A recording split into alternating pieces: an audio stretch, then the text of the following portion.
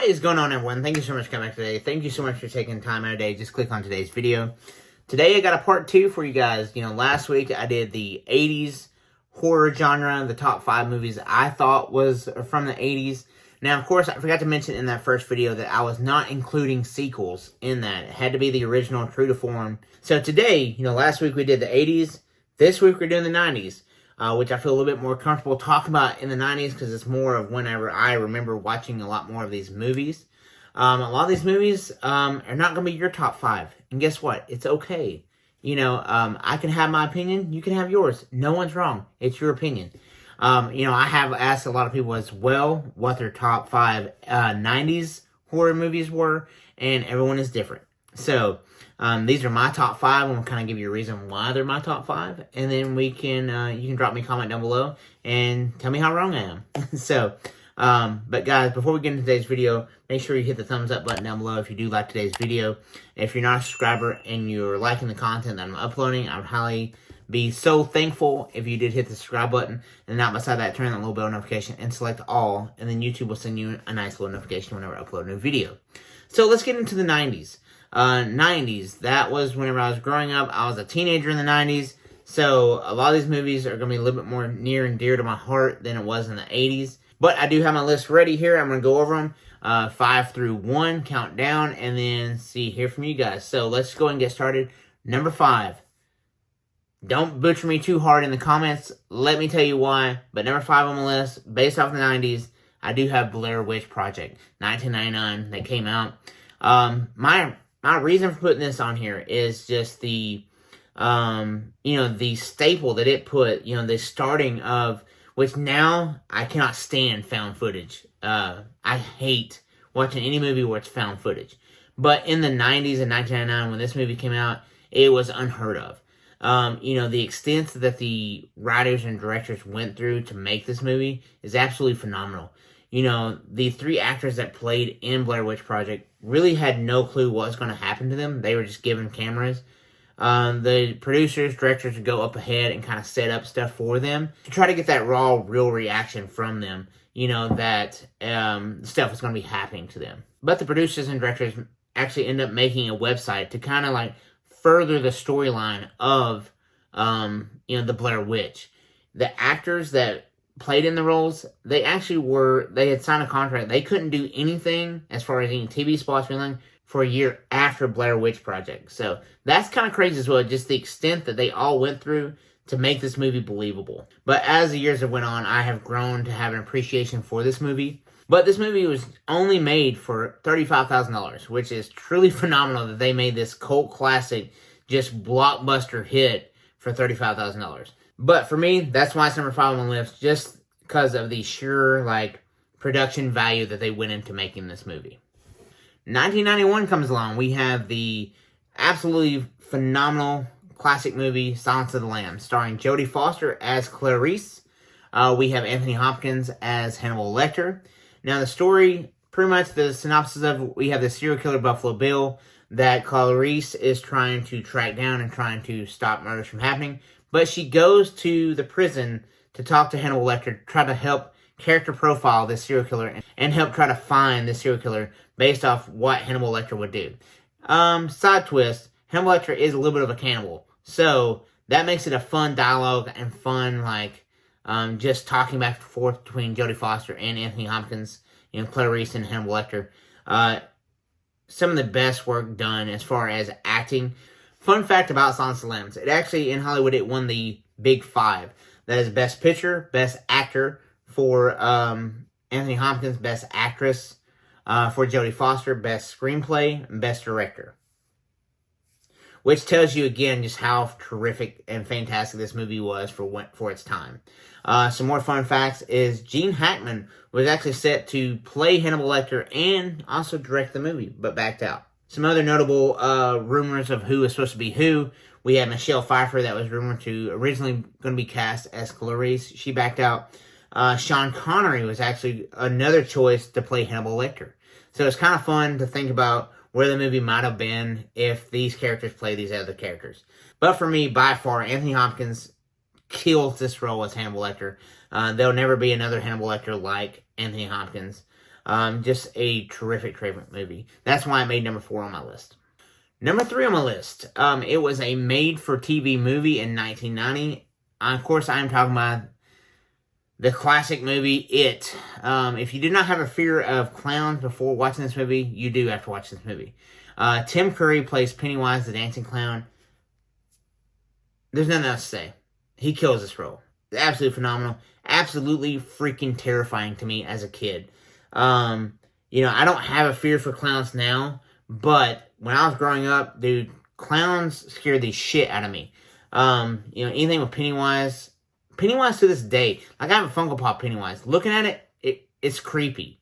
But a quick synopsis of it. It does follow this group of teenagers in this town called Derry that are terrorized by this clown. Now they take care of the clown back 27 years ago. So they take care of the clown, then they make a pact that if it ever comes back, they'll all come back to Derry to help take out it.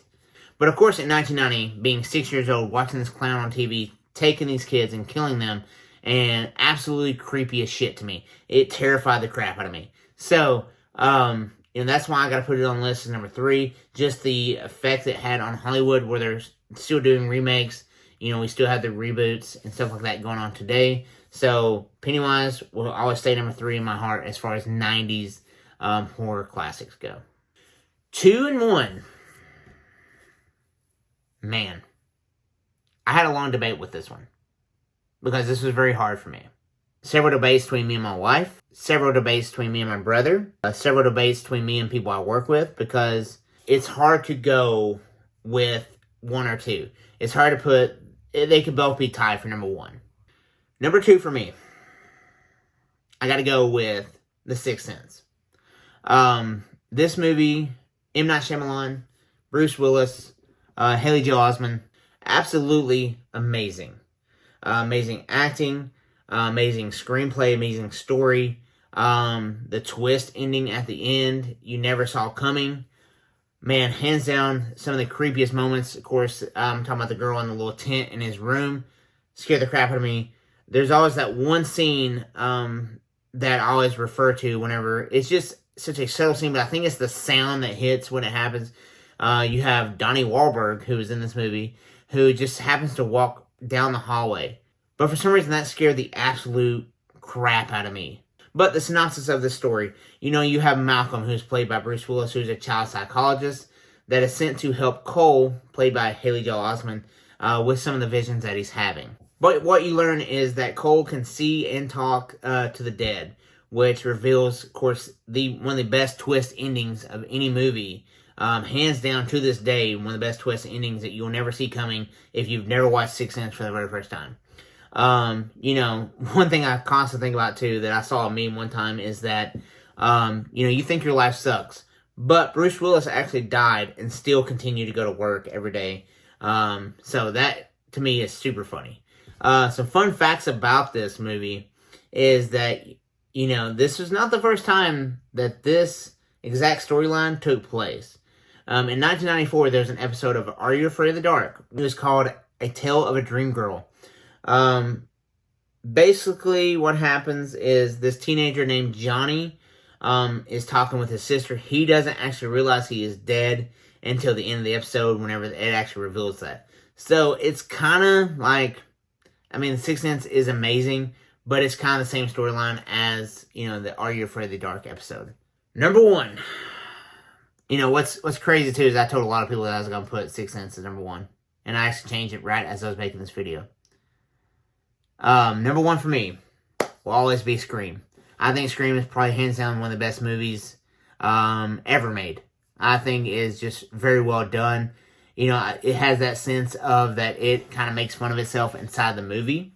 For the time being that it was, you had Drew Barrymore that was signed on. She was actually, like, a lot of the publicity of this movie stars Drew Barrymore and all these other people. Like, no one knows who these people are, but it has Drew Barrymore in it.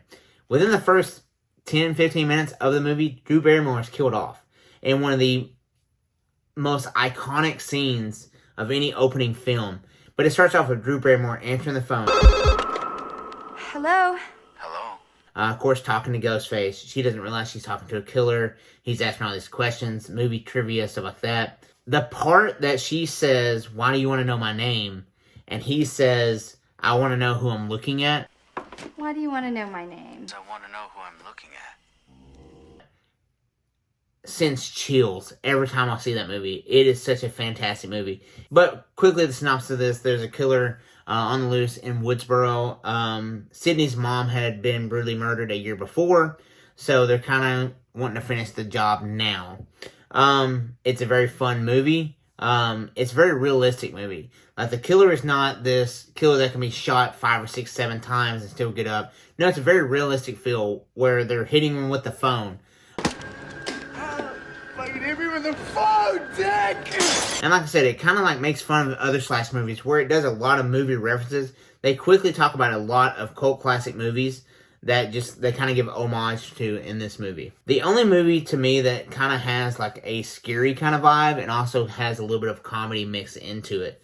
Matthew Leonard and Skeech Ulrich, they kill this role as Billy and Stu. But to kind of wrap this up, why this is number 1 for me. This movie is so influential. The cast is incredible in this movie. You have the storyline that is still going on today where they just released Scream 6. They're still making movies about Scream. Ghostface is one of the most iconic, characters in slasher movies. For me, again, I know I told a lot of people that Sixth Sense was going to be number 1 for me.